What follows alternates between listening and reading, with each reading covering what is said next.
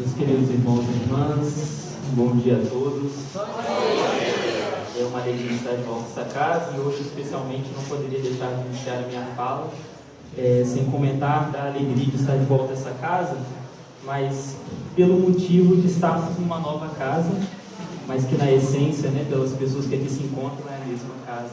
Eu não poderia deixar de parabenizar a equipe e todos os envolvidos nesse projeto, porque a gente que trabalha na manutenção e enfrenta os desafios que se tem diante da manutenção de um centro espírita, a gente sabe o quanto que é difícil a gente edificar e construir, colocar cada tijolo desse representa muito trabalho e, enfim, muito sacrifício de nossa parte, no sentido de se doar para edificar um projeto como esse. Então fica aqui o meu registro diante desse trabalho, de estarmos aqui num ambiente tão confortável, tão propício para o estudo, a divulgação, o acolhimento da doutrina espírita. Bom, então vamos já adentrando um pouco o nosso estudo. A reflexão que eu trouxe na manhã de hoje, eu chamei de encontros e despedidas. Mas talvez esse tema, quando a gente ouve ele no centro espírita, talvez a gente crie algumas expectativas em relação a ele, mas a gente vai ver que não é exatamente aquilo que a gente espera que ele seja. Porque eu vinha me defrontando com algumas reflexões, alguns anseios, algumas inquietações do ponto de vista espírita.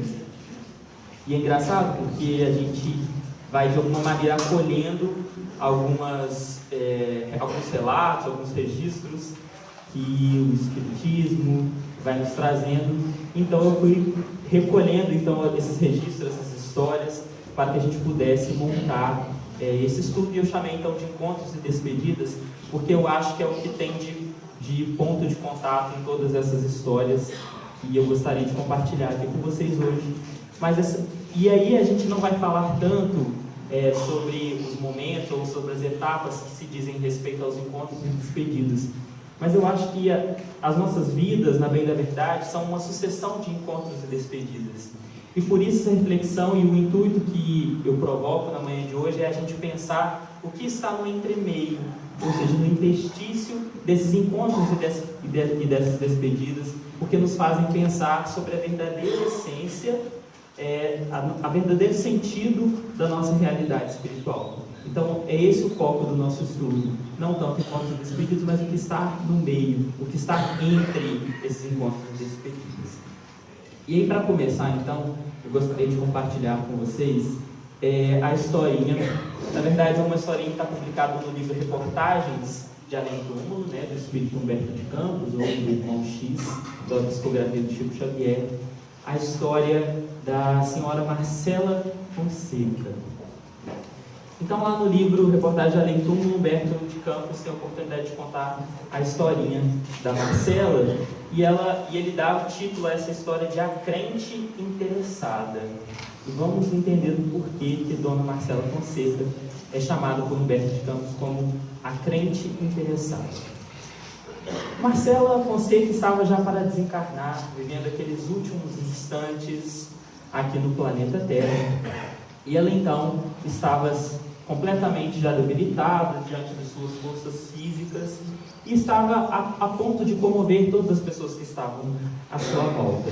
E os parentes já estavam completamente emocionados e choravam em volta do seu leito, tamanha a dor que representava para aquelas pessoas a despedida de Dona Marcela do círculo terreno.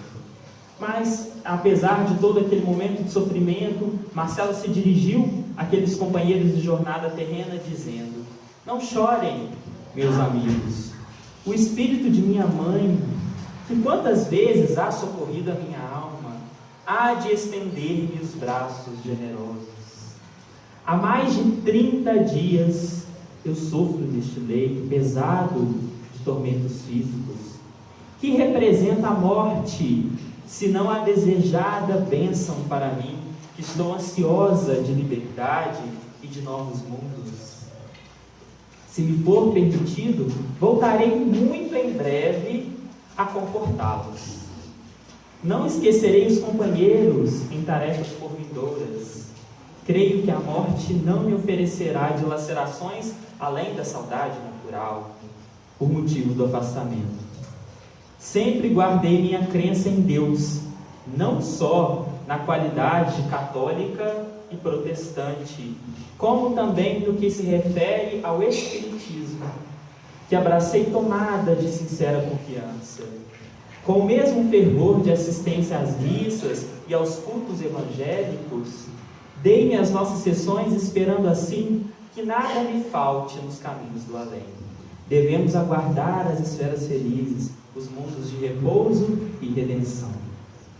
Então imaginem vocês o quanto que aquele depoimento de Dona Marcela Fonseca para aquelas pessoas que estavam ali à sua volta foi confortador, né? Uma pessoa que no momento ali limite, né, de passagem, de transição para o plano espiritual, guardando uma lucidez e também uma resignação diante daquele passamento que estava se assinalando tão iminente, e ela estava completamente lúcida e prometia voltar assim que fosse possível, e estava bem feliz com aquela nova situação que ela iria enfrentar a partir de então.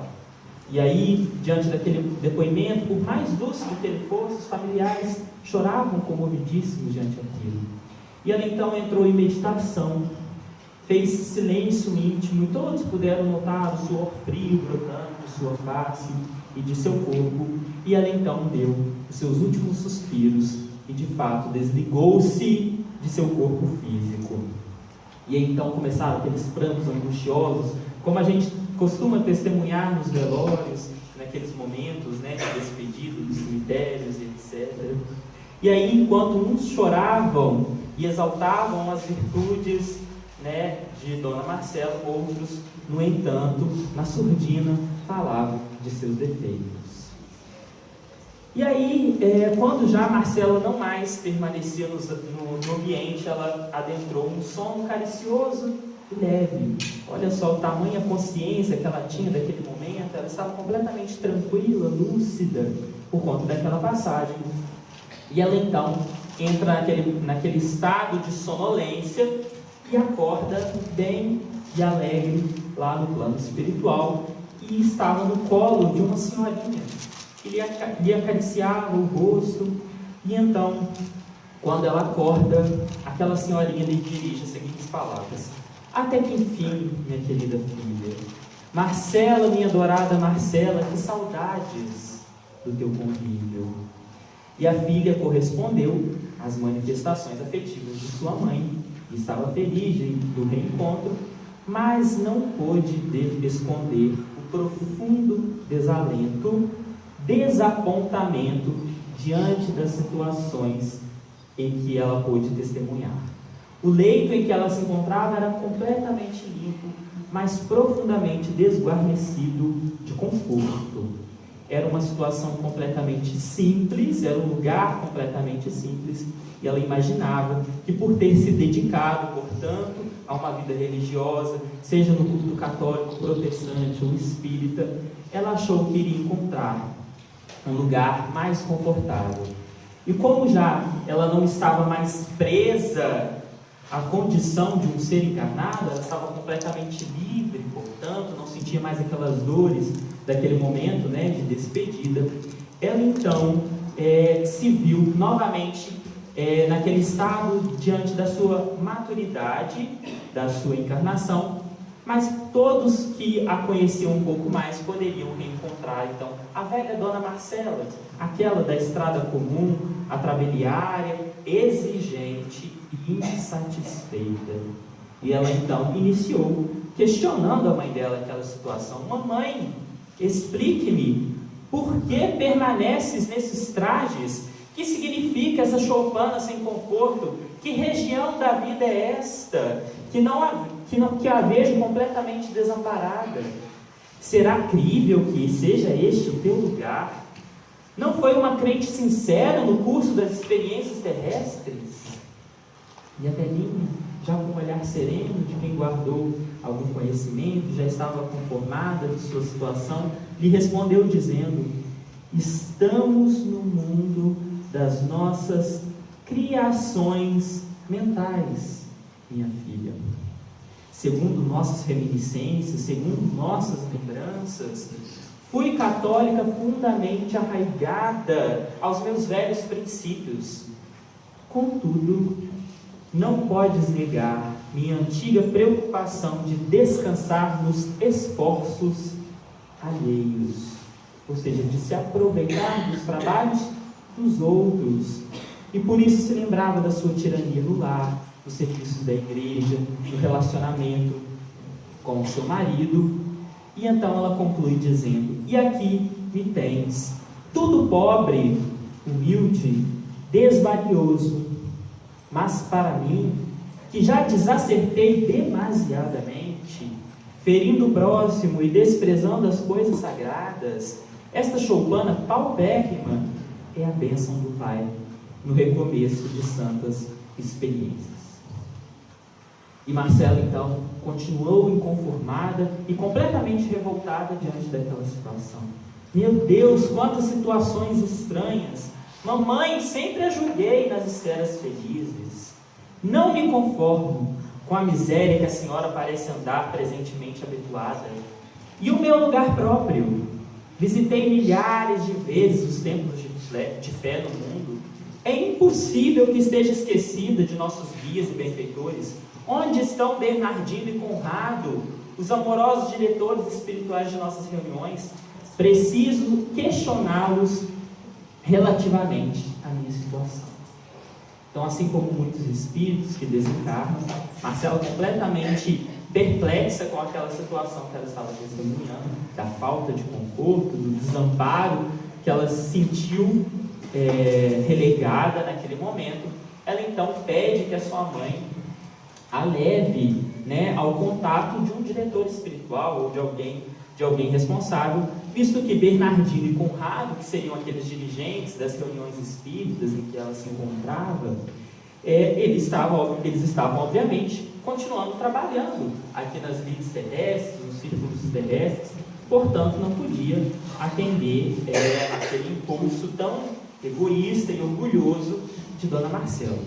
E então sua mãe atende prontamente o pedido de Dona Marcela e a leva para a autoridade espiritual que havia ali naquela colônia, e ela então pôde interrogar aquela autoridade espiritual, aquele instrutor, aquele benfeitor, quanto à sua situação e saber do porquê que ela estava naquele estado. Então, aquele sábio as recebeu e ouviu as acerbas reclamações de Dona Marcela, com aquela alma profundamente revoltada, e ela então iniciou dizendo: como sabes, minha crença foi invariável e sincera, seja na igreja católica, na igreja evangélica, ou nas sessões espíritas. Não me conformo, portanto, com esse abandono a que me sinto voltado. Então aquele sábio, com profunda paciência no olhar, com profundo acolhimento, ouviu as reclamações de Dona Marcela e respondeu muito calmamente, dizendo que ela não se encontrava desamparada, porque ele mesmo havia permitido que a mãe dela fosse buscá-la no plano terrestre para o seu desencarne, o que obviamente facilitou e possibilitou com que aquela passagem fosse tão tranquila, fosse tão serena. E ela então questionou: mas a própria situação de minha genitora, a meu ver, merece reparos especiais. E aí então ele lhe disse: já sei, se sente ferida no amor à personalidade, entretanto talvez esteja enganado. E ele então mandou que um instrutor trouxesse as anotações de Dona Marcela Fonseca. Então o auxiliar chegou trazendo um livro de grandes proporções, enormes, e na capa podia-se ler: Pensamentos, Palavras e Obras, de Dona Marcela Fonseca.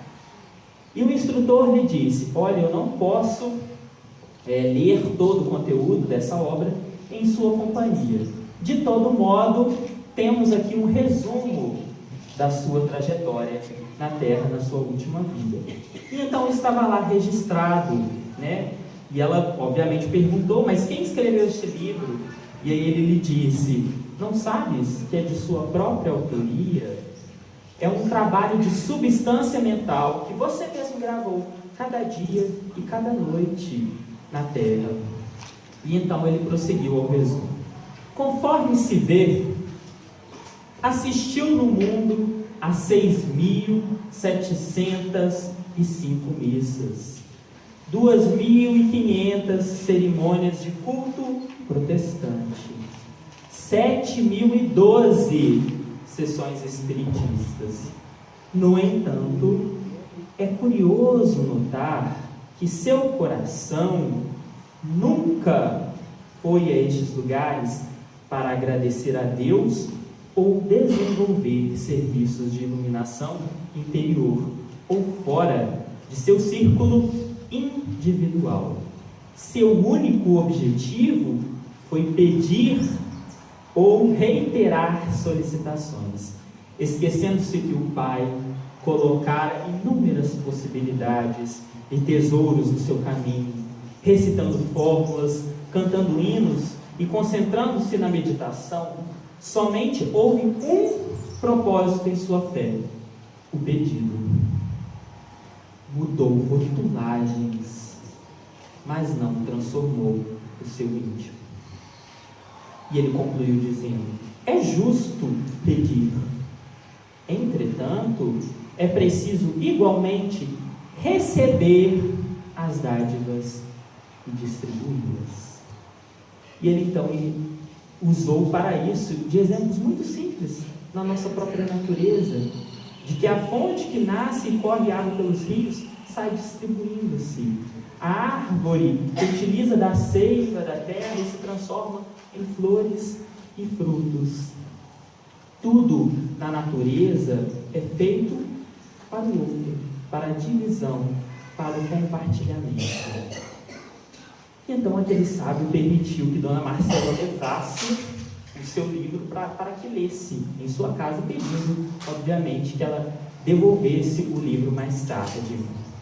E então Dona Marcela teve a oportunidade de revisitar todas as suas lembranças, as suas memórias, e só terminou a leitura daquele volume depois de 5 meses. E ela então, completamente desapontada e envergonhada de si mesma, esteve novamente com aquele benfeitor e lhe disse que sempre havia sido muito sincera na crença dela. E ele então lhe disse: sim, minha filha, sua crença fiel deve ser lição viva do espírito de serviço. Sua convicção é incontestável. Sua ficha, contudo, é a dos crentes interessados. E por isso Humberto de Campos a chamou de a crente interessada. Ela então começou a chorar, mas aquele benfeitor pediu que ela renovasse suas esperanças, porque havia sempre possibilidades de iniciar, como diz aquela frase do Chico: embora ninguém possa voltar atrás e fazer um novo começo, qualquer um pode começar agora e fazer um novo fim. Então, exaltando palavras nesse sentido e dizendo que, na verdade, a ficha dela não era das mais complicadas, porque havia muitas coletividades, situações muito piores que a dela, ela mesmo assim reconheceu a sua insignificância, calçou-se da sua própria humildade e se sentiu completamente contente com o recolhimento de sua mãe e se sentiu abençoada naquela situação. Mas aí depois, como ela havia prometido lá para aqueles amigos e familiares que estavam no seu leito de morte, ela teve a oportunidade de vir trazer notícias, de como tinha sido o seu passamento e o seu despertamento no mundo espiritual.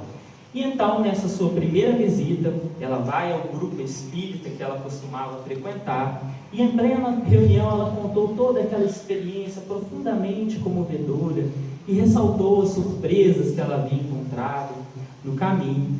E embora a sua narrativa e a sua história fosse palpitante de realidade, todos os presentes que estavam naquela reunião se lembraram daquela velha Dona Marcela, tranquila, serena, assídua, frequente ao centro espírita, e então todos aqueles que assistiam à reunião concordaram que aquela história não passava de um espírito mistificador. Então, quando a gente vai vendo uma história dessa, que Humberto de Campos tem a oportunidade de compartilhar com a gente vai notando que muitas vezes a gente se engana pensando que as pessoas que estão frequentes no centro espírita, aquelas pessoas que a gente admira, que são notáveis, que participam, e eu digo isso não só nos círculos espíritas, mas nos cultos religiosos de alguma maneira. A gente tende até, em alguns casos mais graves, a idolatrar certas pessoas. A gente se engana achando que as pessoas já estão completamente avançadas, evoluídas, estão à nossa frente. Mas, na bem da verdade, muitas vezes, aquilo ali pode ser, em alguns casos, apenas uma aparência.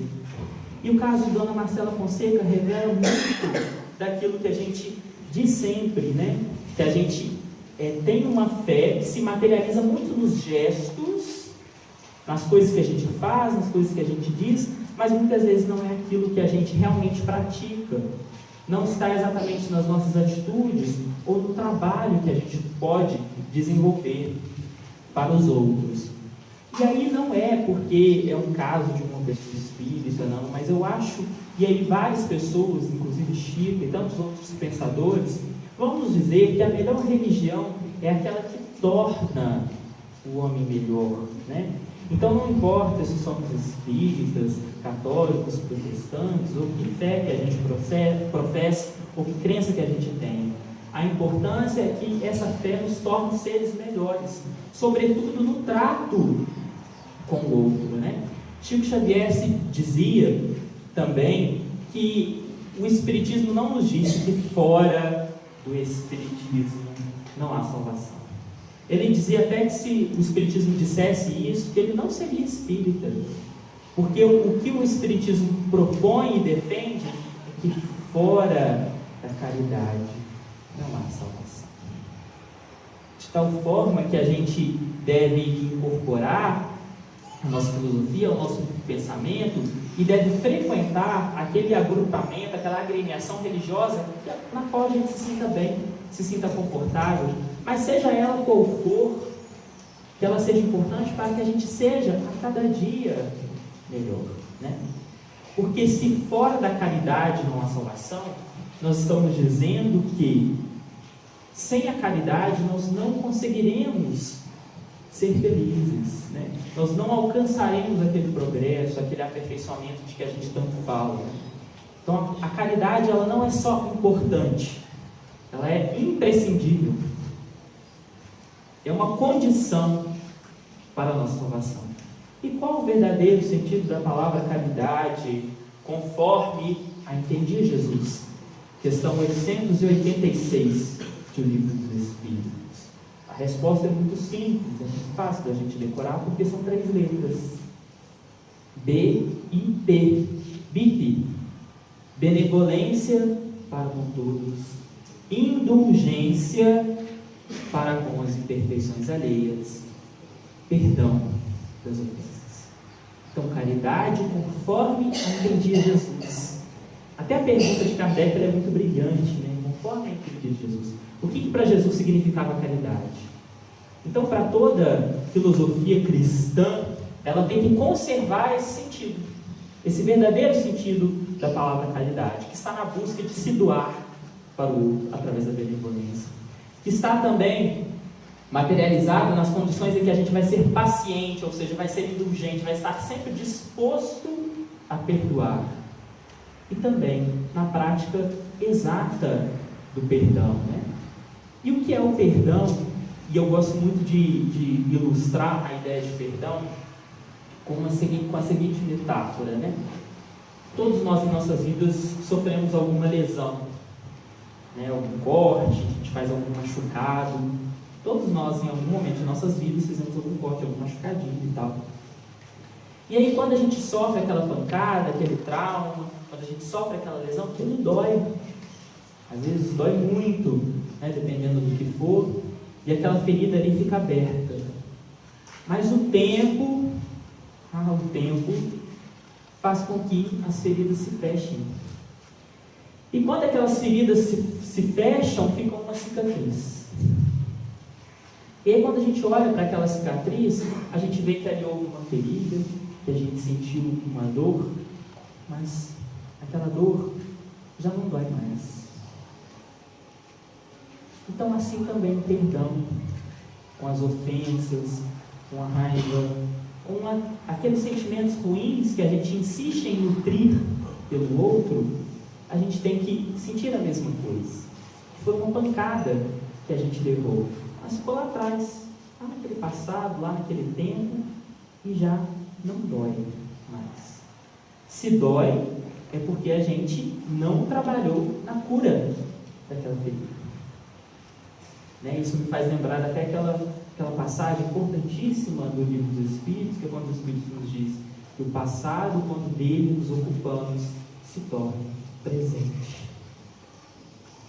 Então, quando a gente sofre, né, por conta de algo que alguém nos tenha ofendido, nos tenha machucado de alguma maneira, e a gente fica alimentando aquela lembrança, a gente fica remoendo aquele passado que nos feriu, aquele passado fica presente em nossas vidas.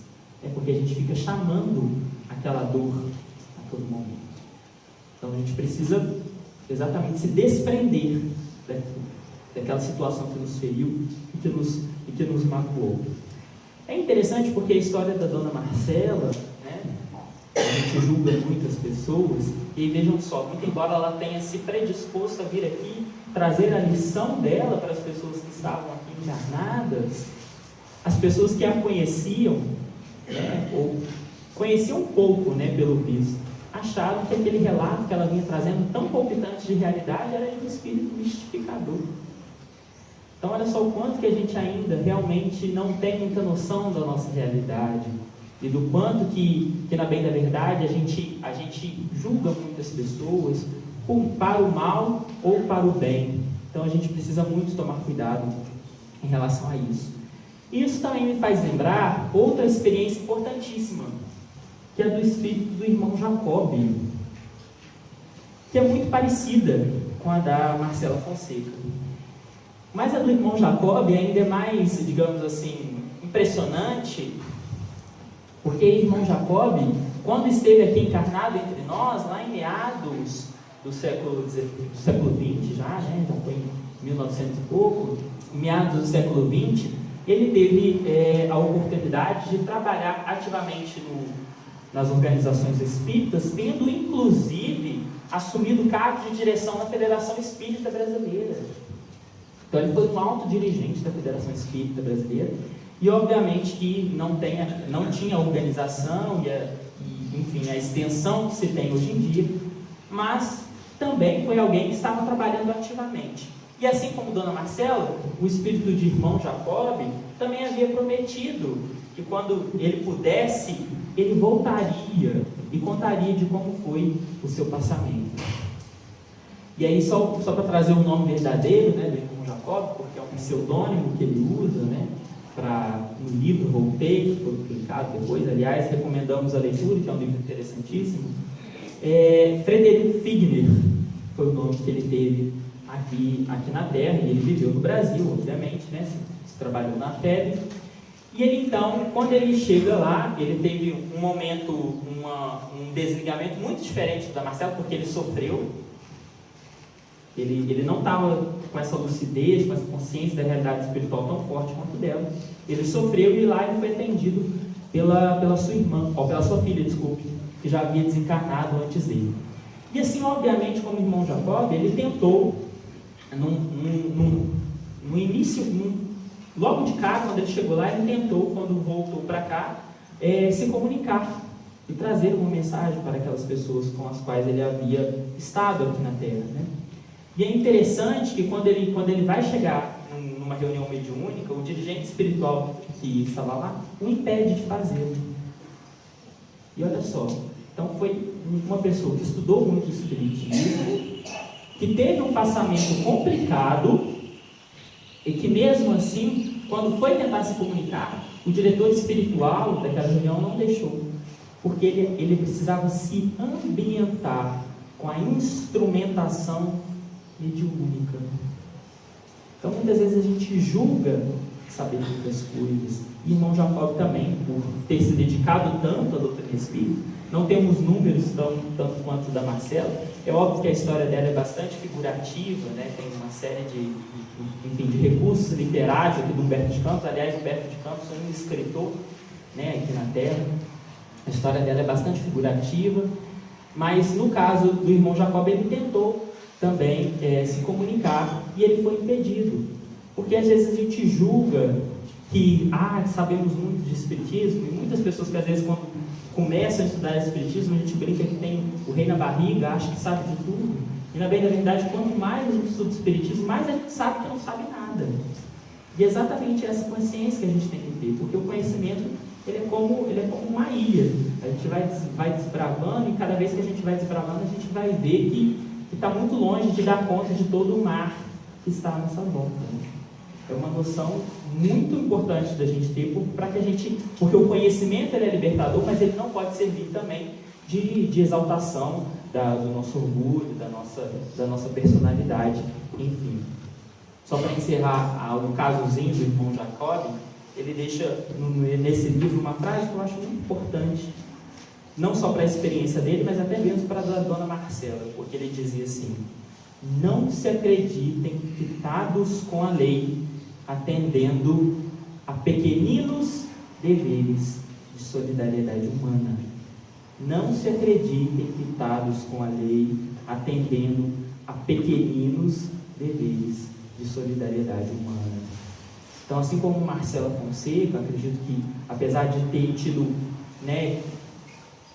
irmão X chama o caso dela de uma crente interessada, mas eu também poderia chamar que o que Dona Marcela fez, na bem da verdade, foi uma vida contemplativa.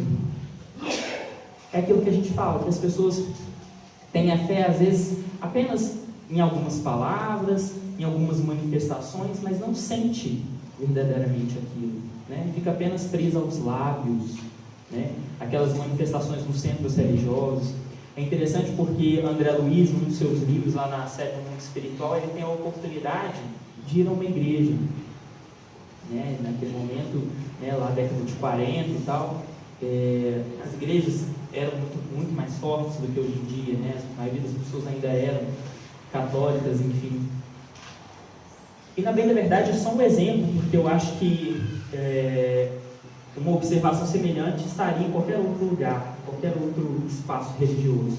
E André Luiz vai descrever a dimensão espiritual daquela igreja, o que ele viu, estando na condição de espírito desencarnado. E ele pôde perceber, na verdade, uma massa completamente negra, porque as pessoas não estavam ali com o intuito de, exatamente como diz aquele instrutor, de se doar, mas apenas de pedir. E não estavam sequer prestando atenção naquilo que estava sendo pregado.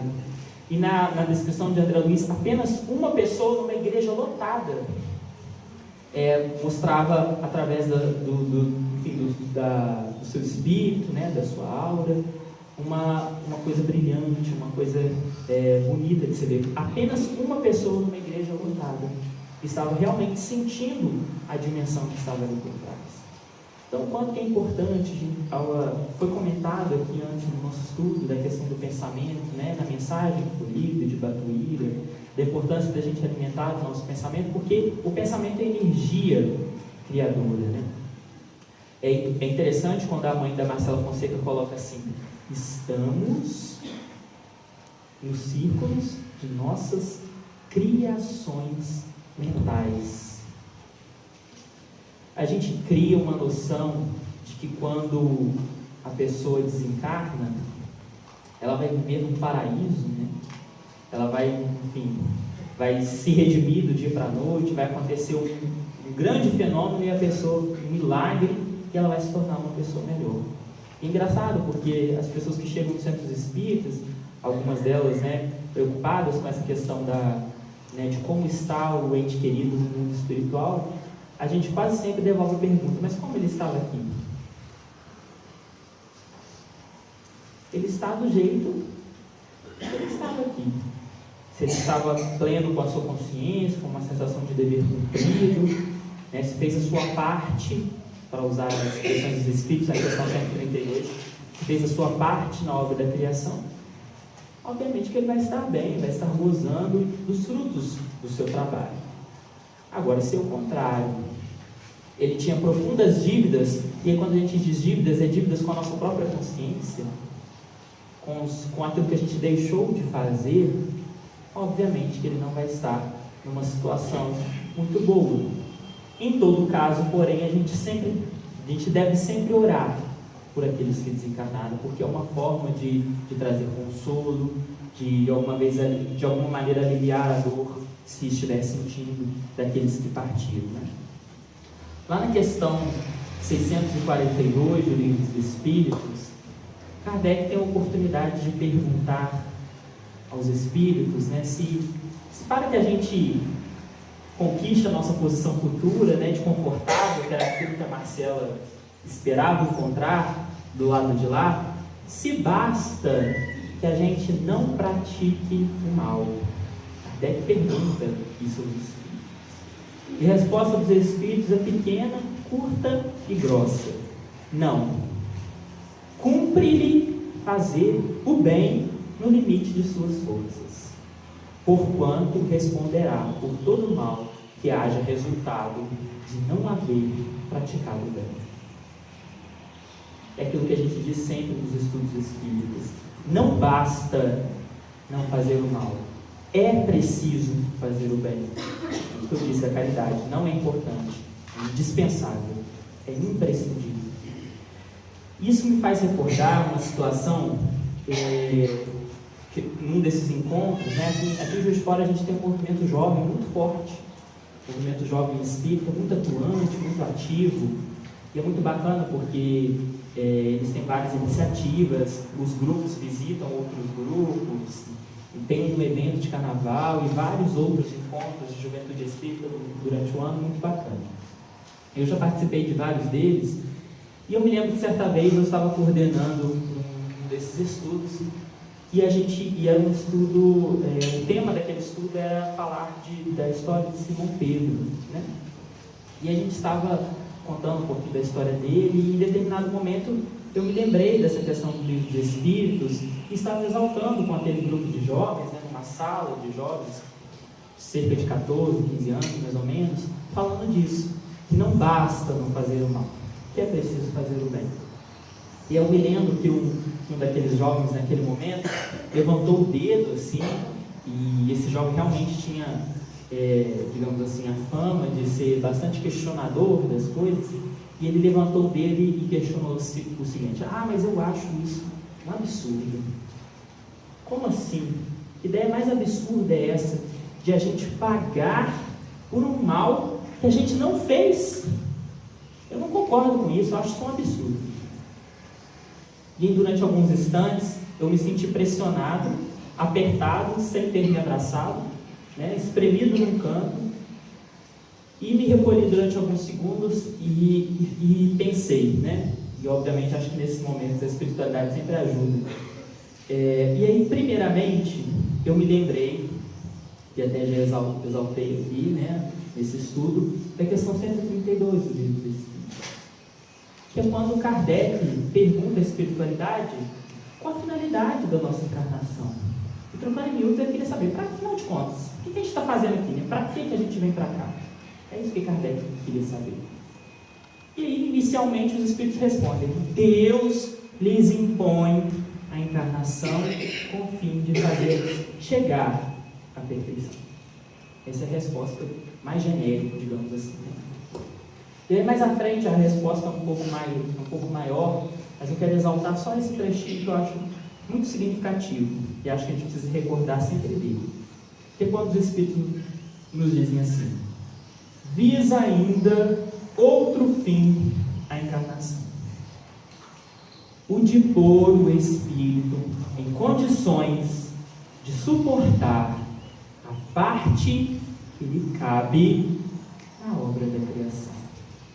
Visa ainda outro fim à encarnação, o de pôr o espírito em condições de suportar a parte que lhe toca na obra da criação. O que é a obra da criação, senão tudo aquilo que Deus criou. Né? Criação com C maiúscula, está aí no livro dos Espíritos. C maiúsculo. Se não é, então, portanto, o meio ambiente que eu estou inserido, os animais que estão à minha volta, as plantas, os seres encarnados e desencarnados que estão à minha volta. Então quer dizer que eu também estou aqui encarnado para contribuir com a parte que me cabe na obra da criação. Então nós estamos aqui para isso. Então se eu estou para isso e não faço isso, eu estou malbaratando, eu estou desperdiçando a oportunidade que Deus me deu. Usei esse primeiro argumento. O segundo foi o seguinte: a gente vive numa realidade e a gente não precisa se esforçar muito para enxergar isso, não. Porque a realidade ela é muito nua e crua e a gente consegue muito bem perceber ela nos nossos dias. A gente vive uma realidade de profundas injustiças e desigualdades. De tal forma que a gente vive num mundo em que pessoas que têm muito vivem muito próximas de pessoas que não têm nada. E quando a gente fala de ter muito e ter pouco, nós estamos falando de pessoas que têm muitas riquezas materiais e que às vezes são capazes de tirar do outro que tem menos que ele para se juntar àquilo que ele já tem muito. Nós também temos nesse mesmo mundo, e muitas vezes muito próximos, pessoas extremamente inteligentes, capazes de alavancar o desenvolvimento intelectual do nosso planeta, e essas pessoas convivendo com outras que têm pouco ou nenhum conhecimento das coisas, muitas vezes pessoas que têm dificuldade de escrever ou ler o próprio nome. Nós temos também nesse mesmo mundo pessoas profundamente boas, né, se doando, se dedicando ao outro, ao trabalho do bem, mas nós temos também nesse mesmo mundo pessoas profundamente más, mesquinhas, egoístas, ruins, ou que pelo menos ainda não se despertaram, vamos dizer assim, para a necessidade de fazer o bem ou de exercer a caridade. Mas também temos nesse mesmo mundo pessoas que esbanjam saúde, vigor físico, mas temos pessoas muito próximas a elas, vivendo em condições que às vezes sequer conseguem dominar as funções básicas do seu próprio corpo. E aí eu devolvi a pergunta àquele jovem, dizendo: não lhe parece maldade vermos com tanto não dividindo com aqueles que não têm nada? Pois me parece maldade, sim. Me parece muita maldade, muita crueldade a gente ter tanto para doar e a gente guardar apenas para as mãos mesmas. Vamos lembrar dos esclarecimentos lá do sábio que orientou a Dona Marcela, né? Que tudo na natureza foi criado e pensado para ser doado, para ser compartilhado, para ser dividido, para ser usado por todos. Eu tenho certeza que Deus, na sua profunda sabedoria e misericórdia, criou o mínimo necessário para que todos nós vivêssemos confortavelmente. Só que o homem, deixando transparecer todo o seu orgulho e todo o seu egoísmo, faz com que isso fique completamente desigual. Então, isso é fruto da sociedade, essas desigualdades. Nós somos responsáveis por isso. Então, todos nós, por mais inferiores que sejamos, todos nós temos algo a dar, a doar, a dividir. Todos nós. Basta que a gente tenha olhos de ver, ouvidos de ouvir, ou sensibilidade mínima em reconhecer em que aspecto a gente pode doar, em que aspecto a gente pode compartilhar aquilo que a gente sabe. O mínimo que a gente acha que a gente seja, por menos que a gente ache que a gente seja, a gente tem algo a dar, sim. E basta que a gente tenha sensibilidade de perceber isso, né? E tudo isso, essa necessidade, então, portanto, de se doar, de se trabalhar, diz muito, então, das nossas relações, daquilo que a gente cultiva entre os nossos irmãos. E aí isso me faz lembrar uma historinha né? E também isso já foi comentado aqui antes da palestra, sobre a importância do cativar, e isso me faz lembrar uma historinha muito conhecida, talvez muitos de vocês já conheçam, mas talvez o que a gente vai fazer aqui é hoje dar um novo significado a ela, uma nova interpretação, enfim, que é até dada, inclusive, pelo Rubem Alves no livro O que é Religião. Mas, na verdade, é a historinha do Pequeno Príncipe. E para quem já leu ou conhece a história do Pequeno Príncipe, sabe que o Pequeno Príncipe é um menino viajante. E esse menino viajante, ele muda de planeta em planeta, está constantemente viajando. E então, num dos planetas em que ele se encontra, ele se depara com um bichinho que ele nunca tinha visto antes. E esse bichinho era uma raposa. E então a raposa, encontrando-se com o príncipezinho, lhe perguntou: "Você quer me cativar?" E o menino respondeu: "Mas o que é isso? Eu não sei o que é cativar. O que é isso?" Então a raposa lhe respondeu: "Cativar é assim. Eu me assento aqui hoje e você se assenta lá bem longe.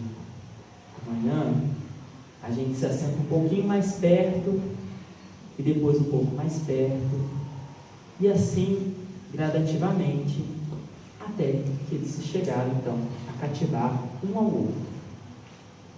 O tempo passou, e aí, como eu disse, o príncipezinho era um menino viajante, e chegou o dia da partida dele.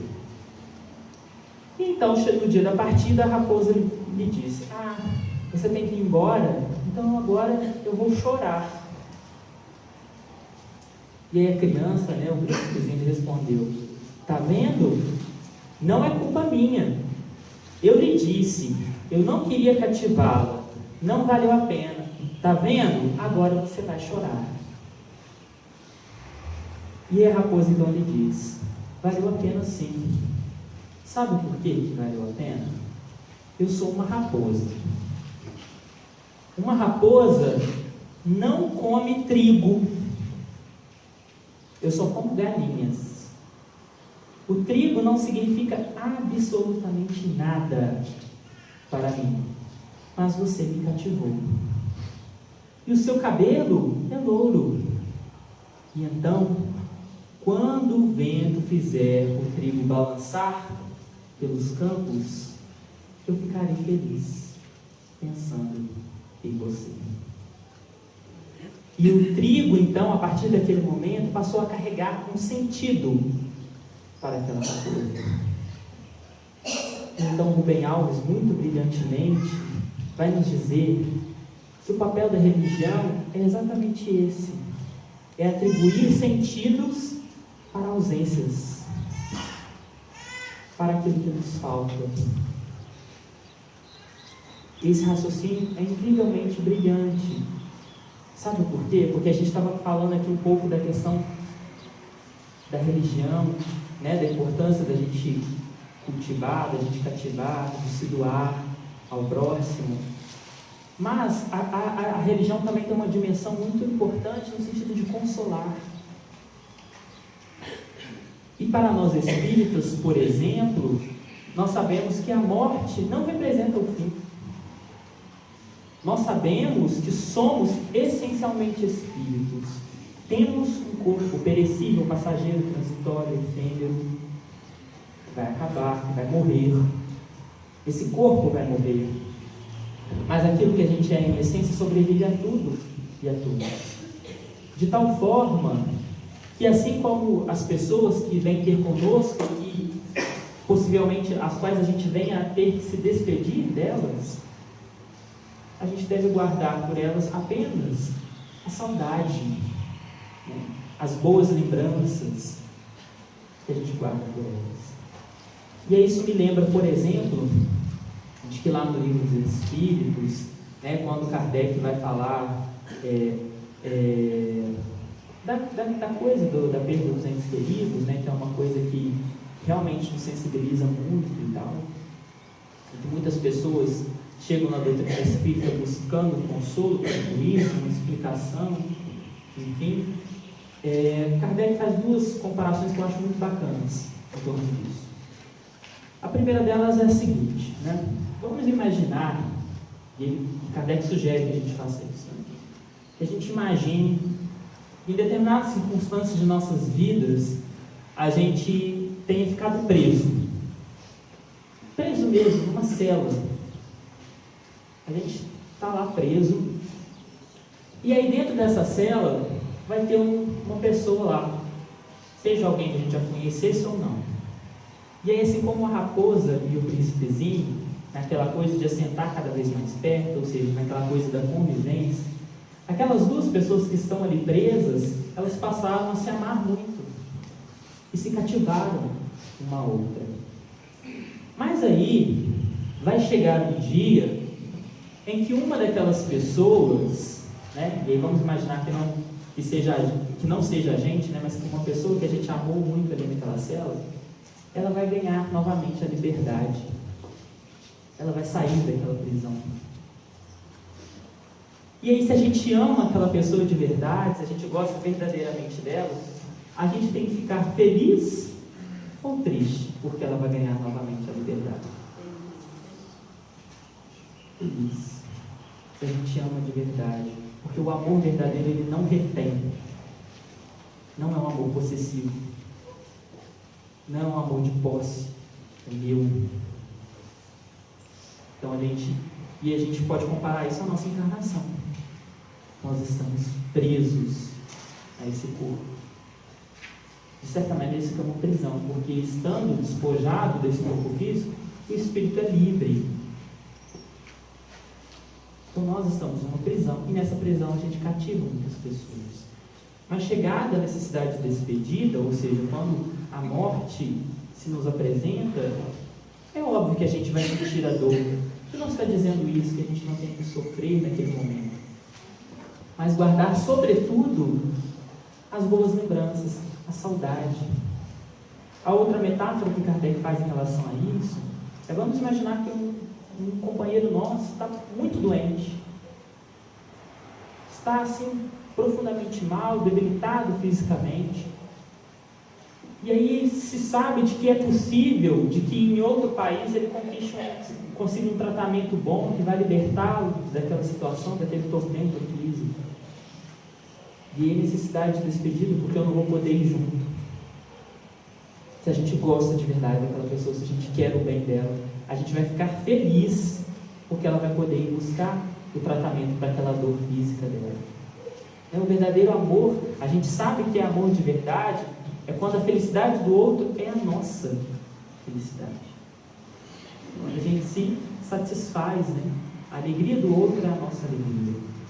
Então esse tipo de sentimento que a gente tem que guardar em relação aos nossos encontros e despedidas de nossas vidas. Tudo isso diz muito respeito à nossa vida e sobre como a gente tem que aproveitá-la, né? Sabendo dessa nossa consciência espiritual, a gente precisa necessariamente eleger, e eu acho que quando a gente se propõe a ser espírita, quando a gente elege essa filosofia de vida, que é uma filosofia de vida, é um estilo de vida, e a gente escolhe ser espírita, ninguém nos obriga a ser, você pode ser várias coisas, nós exaltamos aqui que a melhor religião é aquela que torna o homem melhor, mas se a gente escolhe ser espírita, a gente tem que escolher junto o desapego, o desprendimento para as nossas vidas. Não estamos falando de que temos que ter uma vida mística, abrir mão das coisas materiais, não é nada disso. Mas é saber que tudo que diz respeito à matéria é efêmero, é passageiro, acaba. Ter essa consciência, porque aí quando acontece, por exemplo, a nossa morte, ou a morte de um ente querido nosso, a gente vai entender por que aquilo ali está acontecendo. E entendendo, conhecendo, a gente se liberta. Conhecereis a verdade, e a verdade vos libertará. Então o conhecimento é libertador, mas é também responsabilizador.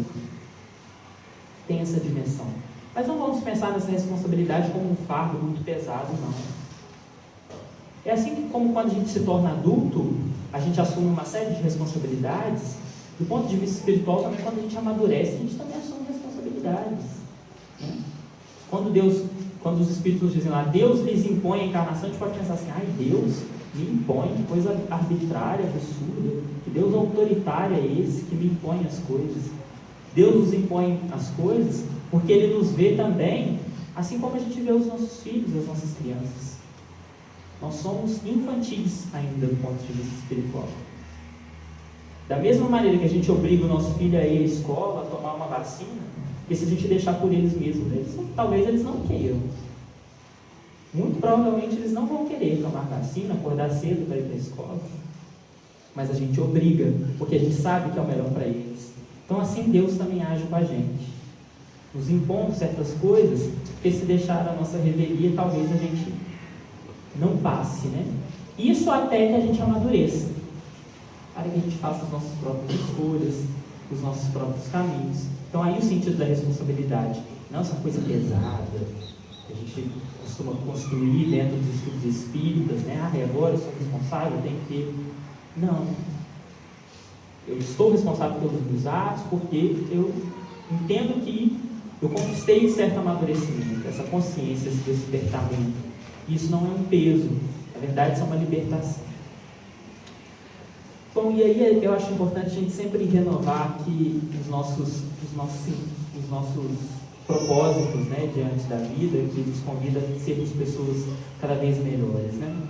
E aí, para encerrar então o nosso estudo, e eu acho que de alguma maneira todas essas historinhas, esses pequenos relatos que a gente encontra na literatura espírita, na bem da verdade revelam muito do verdadeiro sentido da nossa existência e que a gente possa refletir sobre ele todos os dias, que a gente não se esqueça deles, porque isso vai provocar a nossa mudança, a nossa transformação, né?